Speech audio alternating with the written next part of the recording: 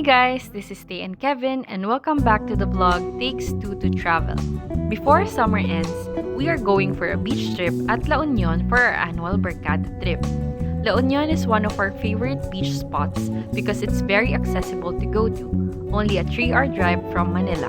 And we are also going to discover some of the new food places in La Union. But before anything else, if you like watching our vlogs, kindly hit the like button and subscribe to our channel so you will be updated to our travel videos.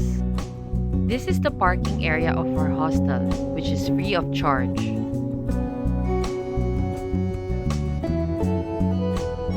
For our 3-day stay in La Union, we are booked in a new hostel named Charlie's Hangar Surf Hostel, located at Urbistondo, San Juan, La Union, a beachfront hostel. For check-in, you have to proceed first at the reception and show your Napanam QR code and COVID vaccination certificate.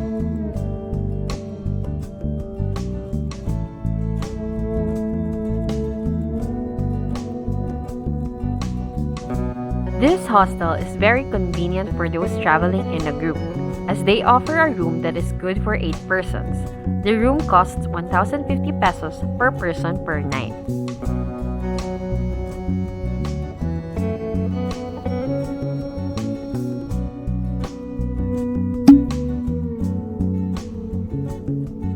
The room has solo bunk beds, own pillow, blankets, storage, curtain to cover, a tray table, and your very own outlet, which is very important, especially for those who are working.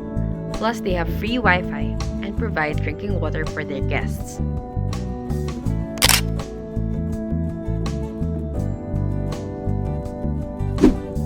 The room also has a balcony, so you can hang your wet clothes.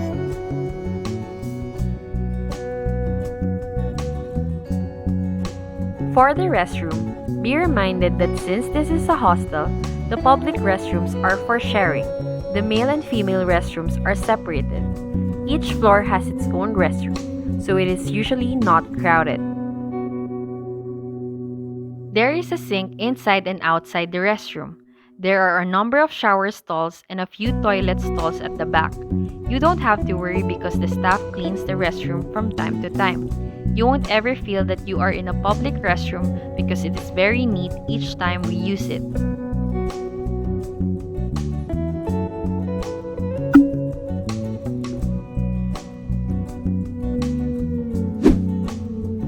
For lunch, we just walked as we decided to eat at Elyu Classic, which is near our hostel.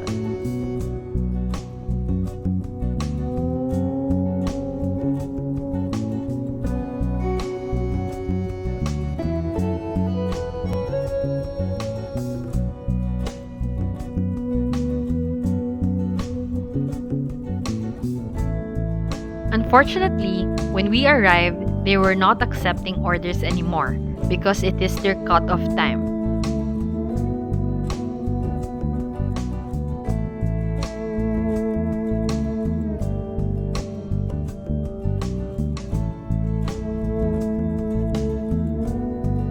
So we went to Silong, which is just across Elyu Classic.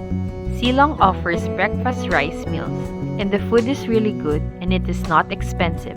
So if you are craving for a Filipino food, you can visit this place.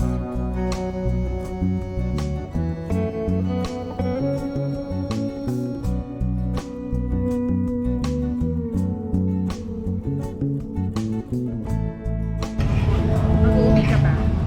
Masarap ang sisig. Sarap ba? Rate 1 to 10. 5 stars? 11. Oh, Ikaw, uwi ka pa ba? Ay, bukas. hindi na. Hindi na. Hindi na yan uwi.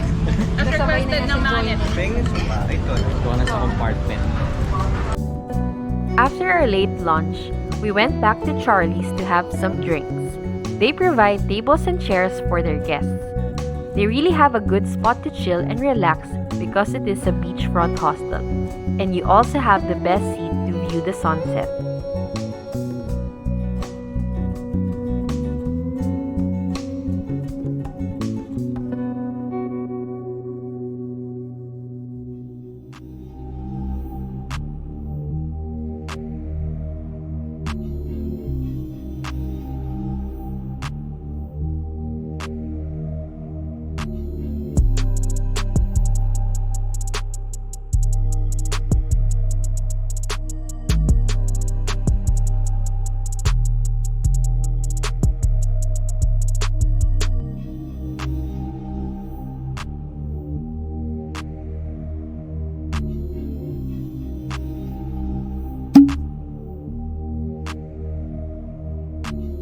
Then we headed out again to get dinner at one of the food parks and just strolled in the area.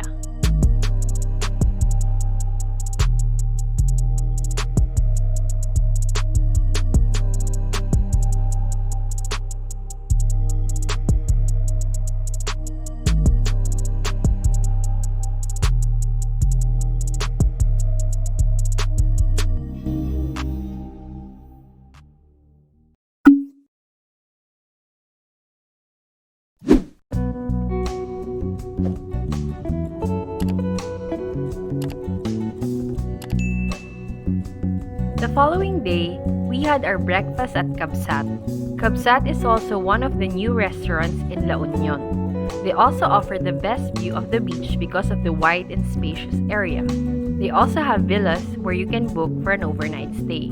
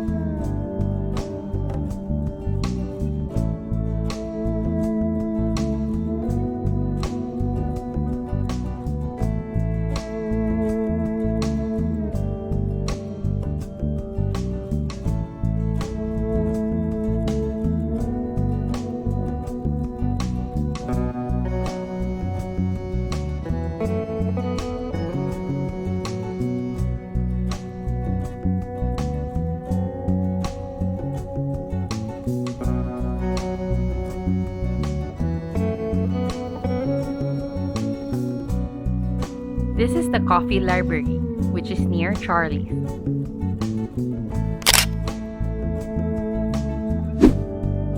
Now we are off to the beach to swim.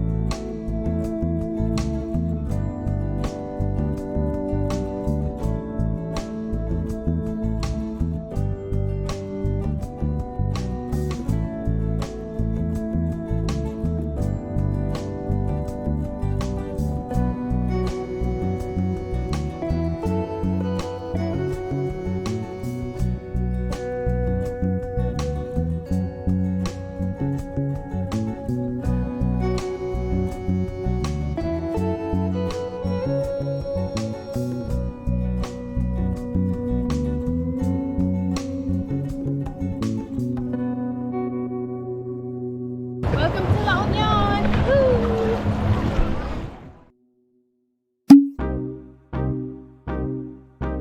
For our second night out, we wanted to go to Flotsam and Jetsam as it would not be a complete La Union trip without going to this place.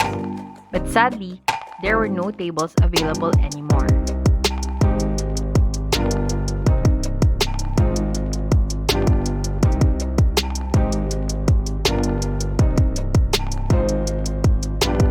So we went to Fat Wave Surf Resort instead to get dinner at the restaurant and have light drinks. We really like the food here, and it's such a nice spot to hang out with friends because of the nice ambience.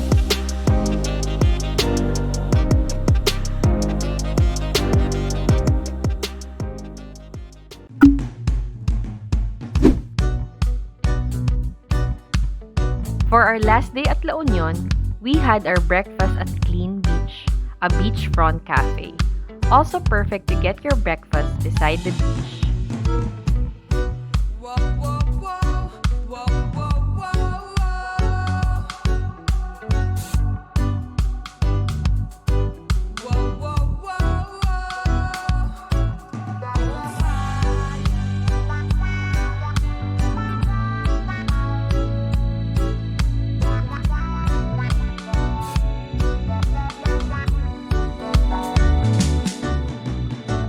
For today's video, wala na naman po si Ron.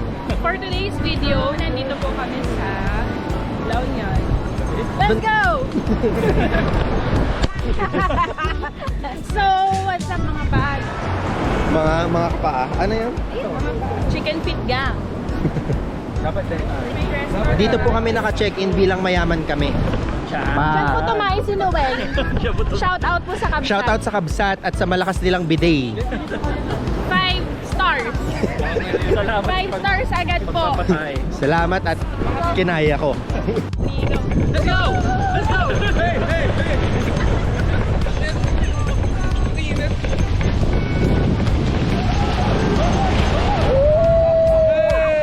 Agad.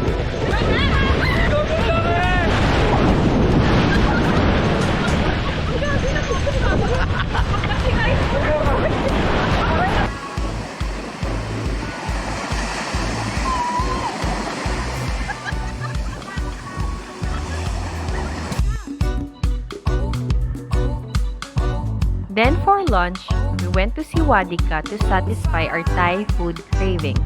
Their pad Thai and Thai iced tea are definitely a must-try.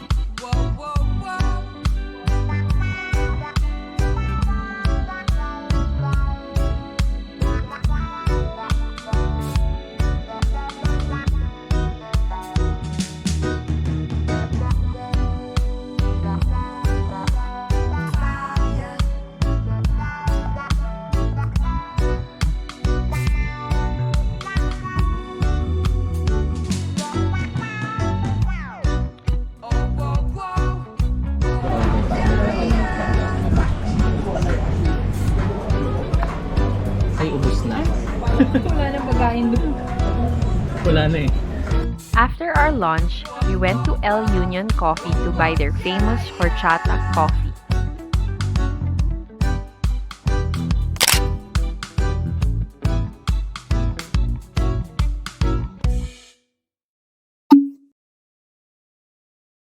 Since we were not able to tour as we're with our friends, we only had a chance to visit Luna, as we wanted to see the man-made forest, which is a new tourist spot in La Union. From San Juan, La Union, it is only a 45-minute drive going to Luna.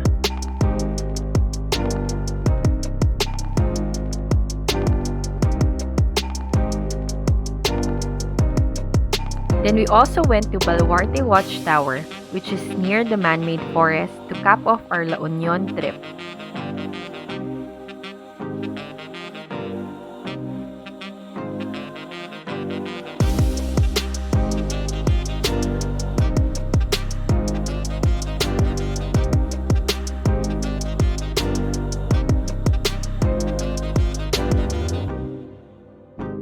We hope you enjoyed our La Union trip. If you enjoy watching our vlogs, please don't forget to like this video and subscribe to our channel. See you on our next travel vlog. Thanks for watching!